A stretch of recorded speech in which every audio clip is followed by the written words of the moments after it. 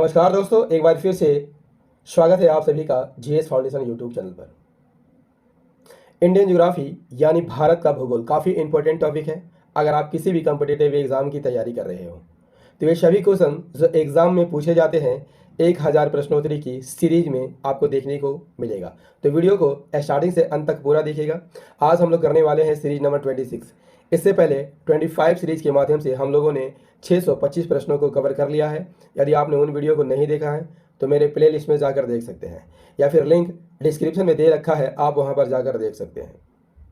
यदि आपको इस वीडियो का PDF चाहिए होगा तो इसका भी लिंक डिस्क्रिप्शन में दे रखा है। इसके लिए आप मेरा टेलीग्राम चैनल भी ज्वाइन कर सकते हैं, इसका भी लिंक डिस्क्रिप्शन में दे रखा है।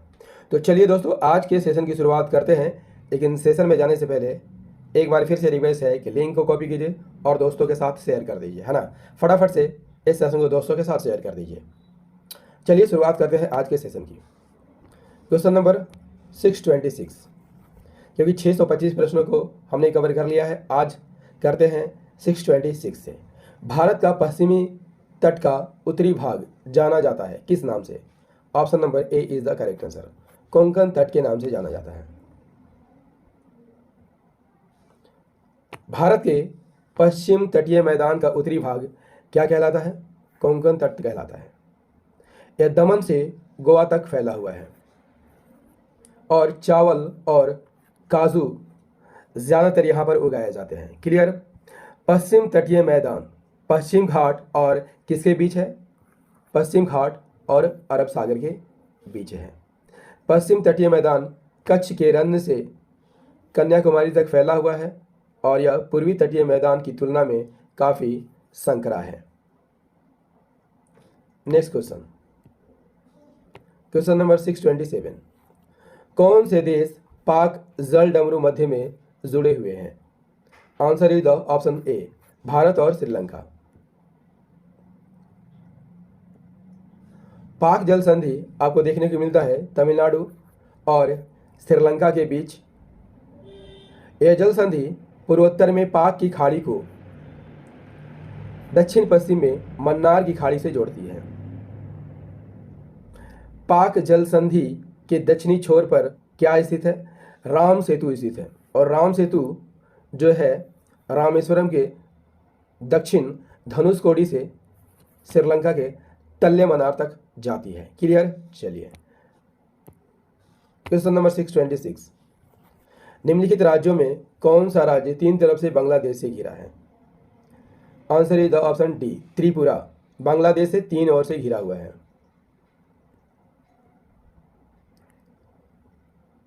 त्रिपुरा भारत की किस ओर स्थित है दोस्तों? उत्तर पूर्वी सीमा पर स्थित है और भारत का तीसरा सबसे छोटा राज्य है। इसके उत्तर पश्चिम और दक्षिण में बांग्लादेश है। इसका क्षेत्रफल कितना है? 10,486 वर्ग किलोमीटर।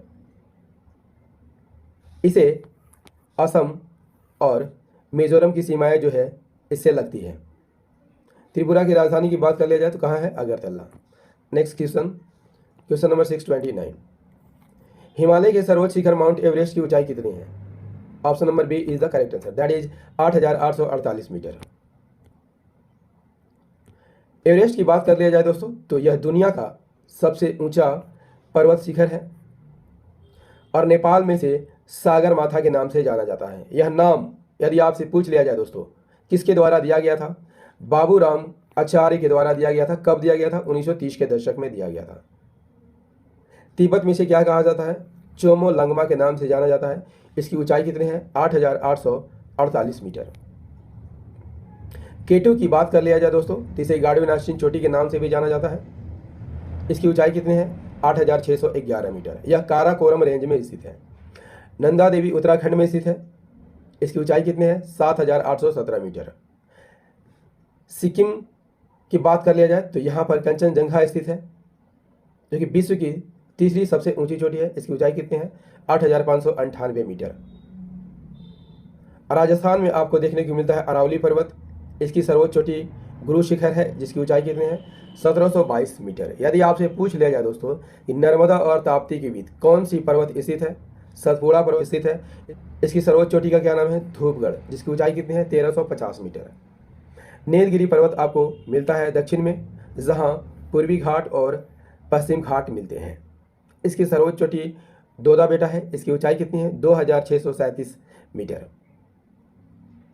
दक्षिण भारत की सर्वोच्च चोटी यदि आपसे पूछ लिया जाए दोस्तों कौन सी है? अनायमुडी है, जो कि अनामलाई की पहाड़ियों में स्थित है। यदि आपसे पूछ लिया जाए कि अंडमान निकोबार की सबसे ऊंची चोटी कौन है? सैंडल पीक है। इसकी ऊंचाई कितनी है? 738 मीटर और यह उत्तरी अंडमान में स्थित है। क्लियर? चलिए next question is question number 630। निम्नलिखित में से किस राज्य में सबरीमाला मंदिर स्थित है? Answer is the option C, Kerala में स्थित है।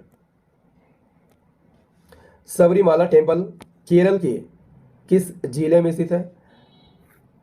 पतनमतिट्टा जिले में स्थित है। पेरियार टाइगर अभयारण्य में यह सबरीमाला पहाड़ी पर स्थित है। क्लियर? इसकी ऊंचाई कितने हैं? 1260 मीटर और यहाँ पर भगवान अयप्पा का मंदिर है। क्लियर? आपको दिखाई दे रहा होगा किस तरह यह मंदिर दिखाई देता है दोस्तों। इस तरह से आपको सबरीमाला मंदिर दिखाई देता है। Next question, question number 631। निम्नलिखित में से कौन सी हिमालय की पर्वत चोटी अरुणाचल प्रदेश में स्थित है? निम्नलिखित में कौन सी हिमालय की पर्वत चोटी अरुणाचल प्रदेश में स्थित है? Answer is the option B, Namcha Barwa. Namcha Barwa की बात कर लेते हैं दोस्तों, तो हिमालय पर्वतमाला में स्थित है और हिमालय पर्वतमाला की सबसे पूर्वी चोटी है। इसकी ऊंचाई कितनी है? 7782 मीटर। यरलुंग सांगपो, जिसे असम में ब्रह्मपुत्र नदी के नाम से जाना जाता है, इसी नामचा बरवा को काटते हुए दक्षिण में प्रवेश करती है। क्लियर? चलिए अगले सवाल का आंसर कीजिए। Question number 632। गंगा नदी पर कौन सी प्रांतीय राजधानी स्थित है? कोलकाता हुगली नदी पर स्थित है, लखनऊ गोमती नदी पर स्थित है, भुवनेश्वर कटक के किनारे स्थित है, जबकि पटना गंगा नदी के किनारे स्थित है। Option number D is the correct answer, that is Patna. Kolkata Hooghly नदी के तट पर स्थित है, लखनऊ गोमती, भुवनेश्वर कटक और पटना गंगा नदी के किनारे अवस्थित है। गंगा कितने राज्यों से होकर बहती है दोस्तों? उत्तरांचल, उत्तर प्रदेश, बिहार और वेस्ट बंगाल से होकर बहती है। और प्रसिद्ध शहर आपको कानपुर, इलाहाबाद, वाराणसी, पटना, ये सभी जो है गंगा नदी के किनारे पर स्थित है। क्लियर? चलिए नेक्स्ट क्वेश्चन, क्वेश्चन नंबर 633। निम्नलिखित में कौन सा एक लैगून झील नहीं है? Answer is the option C, Periyar झील लैगून झील का उदाहरण नहीं है। दोस्तों यदि आपसे पूछ लिया जाए कि लैगून झील किसे कहा जाता है, तो जब समुद्र का पानी स्थल में घुसकर, जब समुद्र का पानी किसी स्थल में घुस जाता है और अवसाद या गाद द्वारा अलग हो जाता है, तो इसे क्या कहा जाता है दोस्तों? लैगून झील कहा जाता है।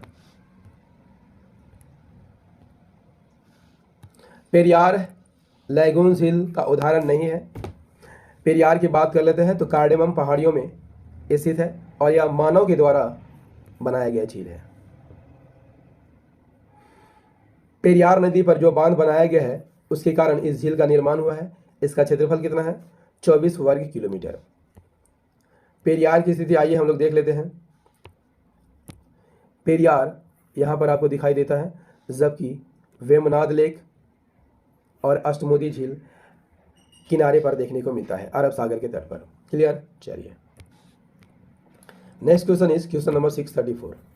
नदी जो भारत नेपाल के मध्य सीमा बनाती है? Answer is the option B, Kali नदी भारत और नेपाल के बीच सीमा बनाती है। काली नदी को अन्य किस नाम से जाना जाता है? महाकाली, काली गंगा और शारदा के नाम से जाना जाता है। यह उत्तराखंड और उत्तर प्रदेश में बहने वाली नदी है। उद्गम कहाँ से होता है? उद्गम काला पानी से होता है।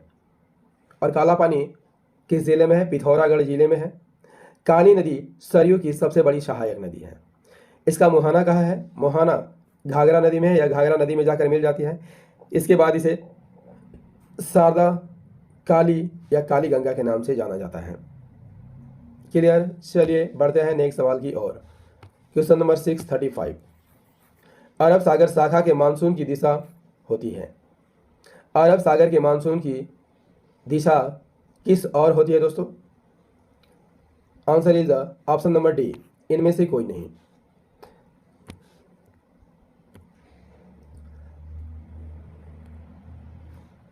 अरब सागर की मानसूनी शाखा दक्षिण पश्चिम से उत्तर पूर्व की ओर चलती है। क्लियर? पश्चिम भारत में मानसून की दो शाखाएं हैं, एक अरब सागर शाखा और बंगाल की खाड़ी की शाखा। अरेबियन सी वाली शाखा जो है दक्षिण पश्चिम से उत्तर पूर्व की ओर चलती है और सबसे पहले किस घाट से टकराती है? पश्चिम घाट से टकराती है और केरल में खूब बारिश करती है। बंगाल की खाड़ी की शाखा की बात कर लिया जाए दोस्तों, तो ये भी उत्तर पूर्व की ओर चलती है और सबसे पहले मेघालय की पहाड़ियों पर टकराती है और यहाँ गारो खासी जयंतिया जो है इन पहाड़ियों पर काफ़ी वर्षा करती है और सबसे ज़्यादा वर्षा पूर्वी खासी पहाड़ी पर होती है जहाँ पर मासीन राम स्थित है। और आप सभी जानते होंगे दोस्तों कि विश्व में सबसे अधिक वर्षा कहाँ होती है? तो मासीन राम में होती है। क्लियर? चलिए क्वेश्चन नंबर 636, निम्नलिखित में से किस राज्य में दक्षिण पश्चिम मानसून द्वारा वर्षा नहीं होती है? Answer is the option B, Tamil Nadu में दक्षिण पश्चिम मानसून द्वारा वर्षा नहीं होती है। आप सभी जानते हैं दोस्तों कि बंगाल की खाड़ी की मानसूनी शाखा उत्तर पूर्व की ओर प्रवाहित होती है और पूर्वी घाट से नहीं टकरा पाती है जहां पर तमिलनाडु स्थित है, क्योंकि बंगाल की खाड़ी की शाखा पूर्वी घाट के समानांतर चलती है। कैसे चलती है? पूर्वी घाट के समानांतर चलती है। यह सबसे पहले कहाँ टकराती है बता चुका हूँ, मेघालय की शिलांग पठार से टकराती है और गारो खासी और जयंतिया पहाड़ियों पर बारिश करती है और सबसे ज़्यादा खासी पहाड़ियों पर वर्षा होती है। क्लियर? चलिए next question is question number 637, वर्षा ऋतु में वायुमंडल में सर्वाधिक आर्द्रता विद्यमान रहती है। कब विद्यमान रहती है? आपको यहाँ पर आंसर करना है। Option number D is the correct answer, प्रातः काल में। वायुमंडल में विद्यमान अदृश्य जलवाष्प को क्या कहा जाता है? आर्द्रता कहा जाता है। क्वेश्चन नंबर 638, सुमिलित कीजिए सूची 1 को सूची 2 से। ऑप्शन ए है जहां 100 से 200 सेंटीमीटर वर्षा होती है वहां कैसे वन उगते हैं? ऑप्शन नंबर 2, उष्णकटिबंधीय पतझड़ वन उगते हैं। क्लियर? जहां 50 से 100 सेंटीमीटर वर्षा होती है वहां पर उष्णकटिबंधीय शुष्क वन उगा करते हैं। 50 सेंटीमीटर से कम जहां बारिश होती है दोस्तों वहां पर मरुस्थलीय एवं अर्धमरुस्थलीय वन उगा करते हैं, जबकि 200 से अधिक वर्षा जहां पर होती है वहां पर उष्ण आर्द्र सदाबहार वन उगते हैं। तो answer is the 2341, 2341। Option number B is the correct answer.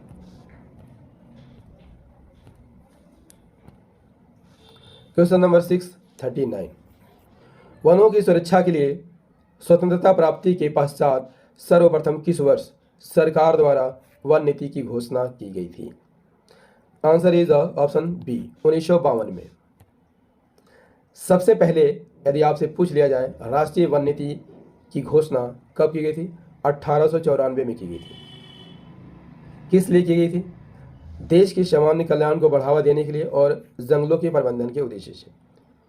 इसके बाद स्वतंत्रता प्राप्ति के बाद दूसरी वन नीति की घोषणा 1952 में की गई थी। इसका उद्देश्य क्या था? संरक्षण और स्थानीय ज़रूरतों को पूरा करने पर जोर देने के उद्देश्य से दूसरी वन नीति की शुरुआत की गई थी। इसका भी संशोधन कब किया गया? 1988 में, और तीसरी वन नीति की घोषणा की गई। इसका उद्देश्य क्या था? पर्यावरण पारिस्थितिकी संतुलन की स्थिरता और रख रखाव सुनिश्चित करना, इसका मुख्य उद्देश्य था। Next question, question number 640। दोस्तों सेशन कैसा लग रहा है कमेंट करके ज़रूर बताइएगा। भारतीय वन सर्वेक्षण विभाग का मुख्यालय कहाँ स्थित है? Answer is the option B, Dehradun. भारतीय वन सर्वेक्षण का मुख्यालय कहाँ है? देहरादून है और यह भारत सरकार के पर्यावरण और वन मंत्रालय के अधीन एक कार्यरत संस्था है। इसका मुख्य उद्देश्य देश में सर्वेक्षण करना एवं वन संसाधनों का आकलन करना है। क्वेश्चन नंबर 641, स्वतंत्रता के बाद भारत में कुल सिंचित क्षेत्र कितना गुना बढ़ा है? Answer is the option C, 4 गुना बढ़ा है। स्वतंत्रता के बाद भारत में सिंचित क्षेत्र कितना गुना बढ़ा है? 4 गुना बढ़ा है। और वर्तमान समय में कितने हेक्टेयर भूमि पर सिंचित क्षेत्र है? 850 लाख हेक्टेयर भूमि सिंचित क्षेत्र है। भारत की 70% आबादी जो है कृषि पर निर्भर है और ज़्यादातर वर्षा पर ही निर्भरता है। भारत में सबसे ज़्यादा सिंचाई किससे होता है? नलकूपों से होता है। क्लियर? चलिए क्वेश्चन नंबर 642, भारत में श्वेत क्रांति के जनक कौन माने जाते हैं? Answer is the option A, doctor Varghese Kurien. Doctor V Kurien ये कहाँ के रहने वाले थे? केरल के रहने वाले थे। डॉक्टर वर्गीस कुरियन, जिसे फादर ऑफ व्हाइट रेवोल्यूशन भी कहा जाता है, ये ऑपरेशन फ्लड के जन्मदाता थे। इनका जन्म कहाँ हुआ था? केरल में हुआ था। क्वेश्चन नंबर 643, किस राज्य को भारत का धान्य भंडार के रूप में जाना जाता है? किस राज्य को भारत का धान्य भंडार के रूप में जाना जाता है? Answer is the option B, Punjab को जाना जाता है। पंजाब को भारत के धान्य भंडार के रूप में जाना जाता है। यहाँ पर चावल, गेहूं आदि जैसे खाद्य फसलों को विशेष रूप से उत्पादित किया जाता है, इसीलिए इसे भारत का धान्य भंडार कहा जाता है।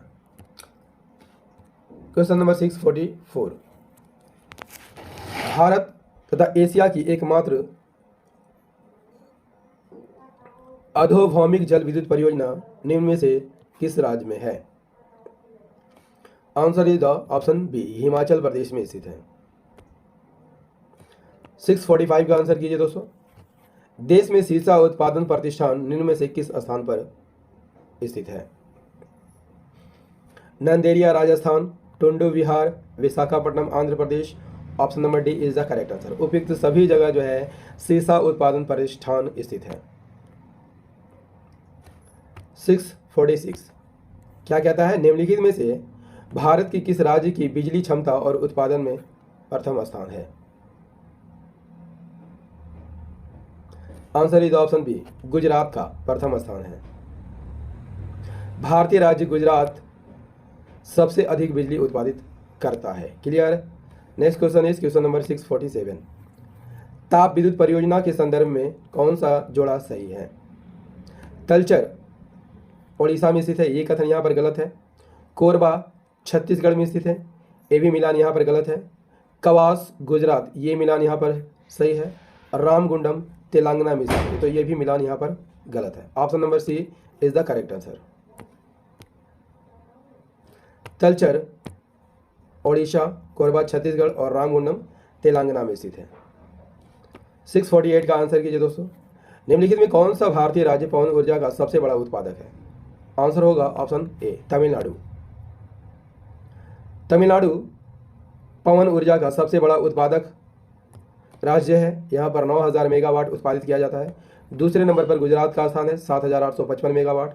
महाराष्ट्र तीसरे स्थान पर है 4781 मेगावाट के साथ, और कर्नाटक चौथे स्थान पर है 4779 मेगावाट के साथ। क्लियर? चलिए 649, भारत में सीमेंट उत्पादन में प्रथम स्थान वाला राज्य कौन है? Answer is the option C, Madhya Pradesh. Bharat का पहला सीमेंट, यदि आपसे पूछ लिया जाए सीमेंट संयंत्र कहाँ स्थापित किया गया था? चेन्नई में स्थापित किया गया था। कब किया गया था? 1904 में, और जो असफल रहा था। भारत की बात कर लिया जाए तो चीन के बाद दुनिया में दूसरे नंबर का सबसे बड़ा सीमेंट उत्पादक देश है। इस सेशन का अंतिम प्रश्न 650 कर लेते हैं। राष्ट्रीय राजमार्ग विकास परियोजना के उत्तर, दक्षिण तथा पूर्व पश्चिम गलियारे कहाँ पर मिलते हैं?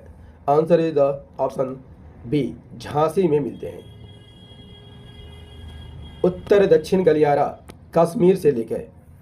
कश्मीर के श्रीनगर से लेकर तमिलनाडु के कन्याकुमारी तक जाता है।